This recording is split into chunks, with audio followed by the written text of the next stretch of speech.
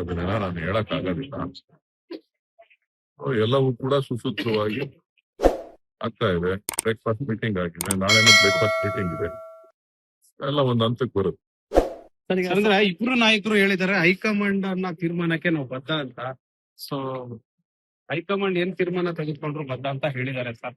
High command ಸೂಕ್ತ ಸಮಯದಲ್ಲಿ ಸೂಕ್ತ ತೀರ್ಮಾನ ತಗೊಳುತ್ತೆ. ಡಿ.ಕೆ. ಶಿವಕುಮಾರ್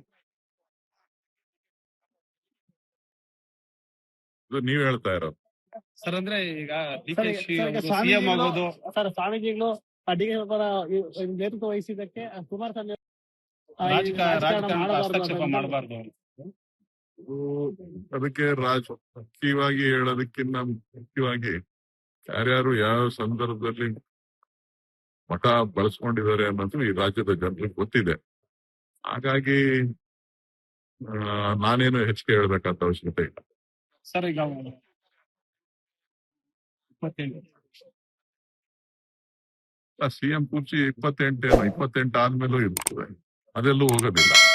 ಪ್ರಜಾಪ್ರಭುತ್ವ ವ್ಯವಸ್ಥೆ ಇರೋವರೆಗೂ ಸಿಎಂ ಕುರ್ಚಿ ಇದ್ದೇ ಇದೆ. ಸರ್, ಈಗ ಡಿ.ಕೆ. ಶಿವಕುಮಾರ್ ಅವರು ಸಿಎಂ ಆಗುವ ಕಾಲ ಹತ್ರಕ್ಕೆ ಬರ್ತಿದೆ. ಕಾದ್ ನೋಡೋಣ. ಲೇಟೆಸ್ಟ್ ಹಾಗೂ ಇಂಟ್ರೆಸ್ಟಿಂಗ್ ಸುದ್ದಿಗಳಿಗಾಗಿ ಬಾಸ್ ಟಿವಿ ಕನ್ನಡ ಚಾನೆಲ್ನ ಸಬ್ಸ್ಕ್ರೈಬ್ ಮಾಡಿ.